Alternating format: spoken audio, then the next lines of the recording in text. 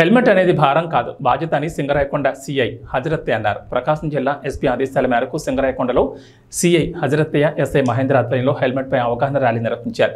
Helmet ధరించి వాహనాలు నడపడం వల్ల ప్రమాదాలు జరిగినప్పుడు ప్రాణాపాయ నుండి బయటపడొచ్చని, ప్రతి ఒక్కరూ తప్పనిసరిగా హెల్మెట్ ధరించి వాహనాలు నడపాలని అన్నారు.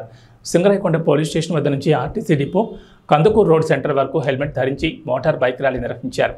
ఈ కార్యక్రమంలో Yuvanestham foundation chairman Bangara Babu, police సిబ్బంది తదితరులు పాల్గొన్నారు.